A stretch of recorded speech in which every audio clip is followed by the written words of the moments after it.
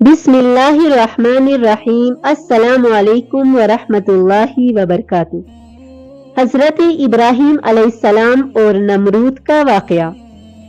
یہ حضرت ابراہیم خلیل اللہ علیہ السلام اور نمرود کا واقعہ ہے جس کی روایات قرآن مجید میں مذکور ہیں۔ یہ دراصل ایک مناظرہ تھا جو نمرود کے ساتھ ہوا۔ سب سے پہلے جان لیتے ہیں کہ نمرود کون تھا، پھر حضرت ابراہیم علیہ السلام اور نمرود کا واقعہ اپنے مطالعے سے گزاریں گے۔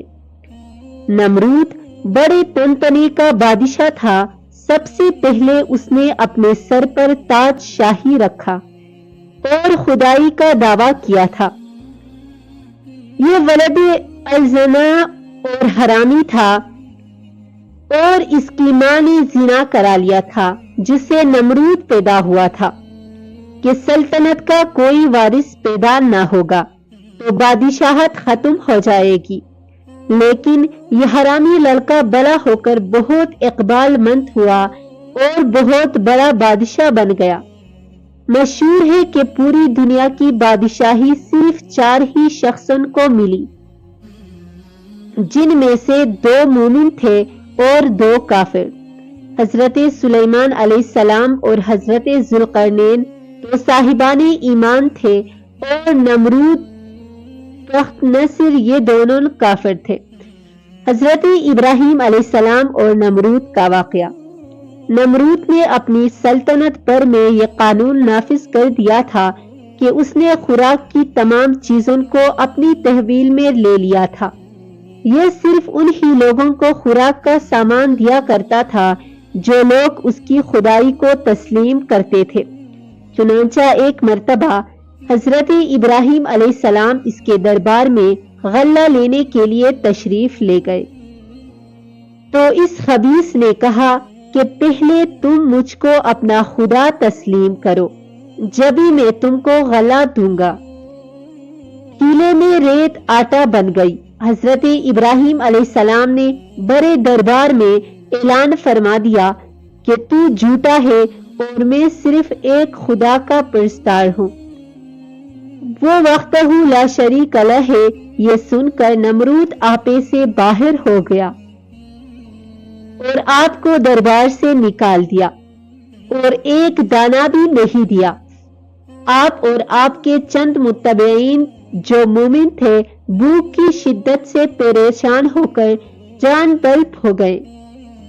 اس وقت آپ ایک تھیلا لے کر ایک ٹیلے کے پاس تشریف لے گئے اور تھیلے میں ریت بھر کر لائے اور خداوند قدوس سے دعا مانگی تو وہ ریت آٹا بن گئی، اور آپ نے اس کو اپنے متبعین کو کھلایا اور خود بھی کھایا۔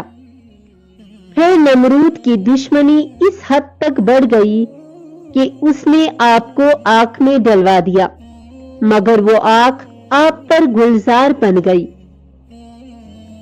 اور آپ سلامتی کے ساتھ اس آگ سے باہر نکل آئے اور اعلان نمرود کو جھوٹا کہہ کر خدائے وحدہ لا شریک لہ کی توحید کا چرچا کرنے لگے۔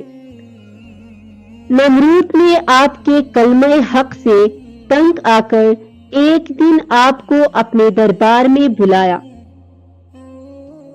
اور حسب ذیل مکالمہ بصورت مناظرہ شروع کر دیا۔ نمرود کا مناظرہ۔ نمرود: اے ابراہیم علیہ السلام، بتاؤ تمہارا رب کون ہے جس کی عبادت کی تم لوگوں کو دعوت دے رہے ہو؟ حضرت ابراہیم علیہ السلام: اے نمرود، میرا رب وہی ہے جو لوگوں کو جلاتا اور مارتا ہے۔ نمرود: یہ تو میں بھی کر سکتا ہوں۔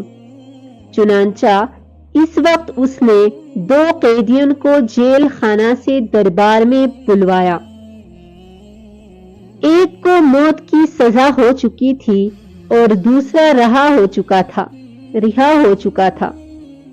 نمرود نے پھانسی پانے والے کو تو چھوڑ دیا اور بے قصور کو پھانسی دے دی اور بولا کہ دیکھ لو کہ جو مردہ تھا میں نے اس کو جلا دیا، اور جو زندہ تھا میں نے اس کو مردہ کر دیا۔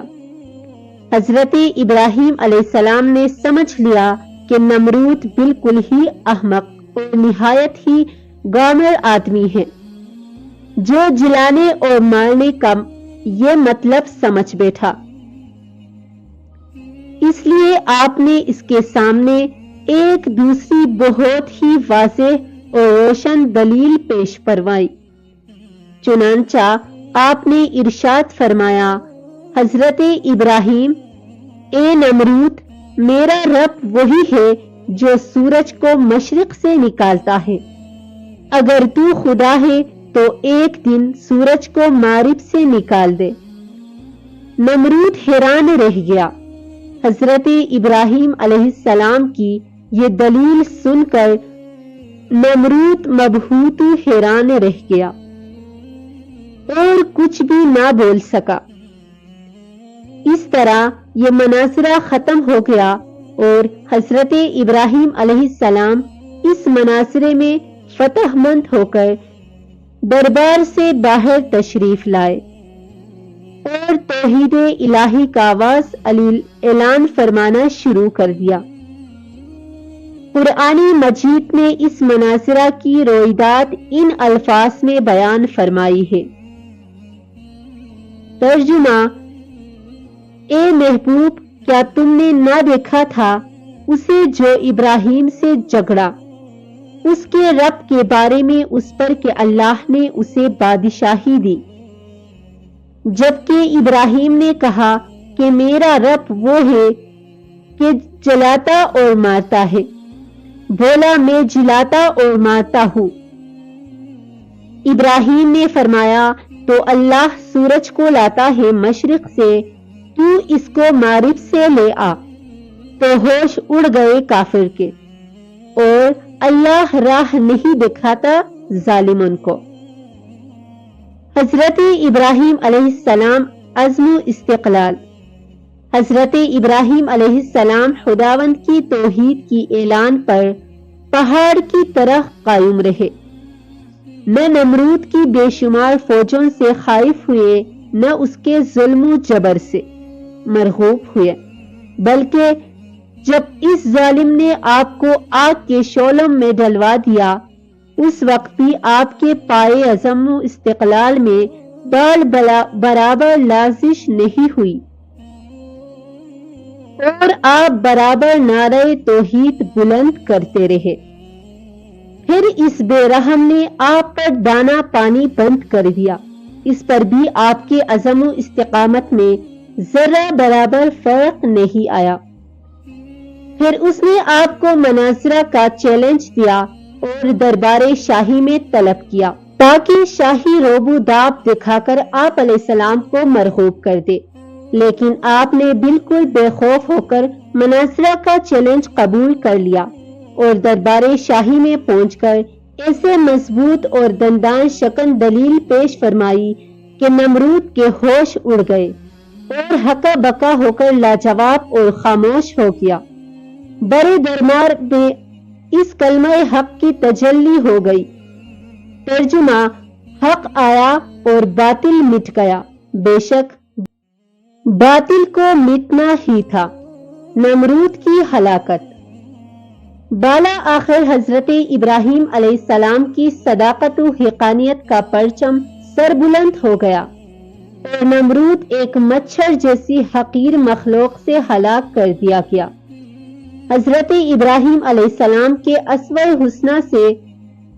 حسنہ سے علماء حق کو سبق لینا چاہیے کہ باطل پرستوں کے مقابلے میں ہر قسم کے خوف و ہراس اور تکالیف سے بے نیاز ہو کر آخری دم تک ڈٹے رہنا چاہیے، اور یہ ایمان و یقین رکھنا چاہیے کہ ضرور نصرت خداوندی ہماری امداد و دستگیری فرمائے گی، اور بالا آخر باطل پرستوں کے مقابلے میں ہم ہی فتح مند ہوں گے، اور باطل پرست یقیناً غالب و حاصل ہو کر ہلاک و برباد ہو جائیں گے۔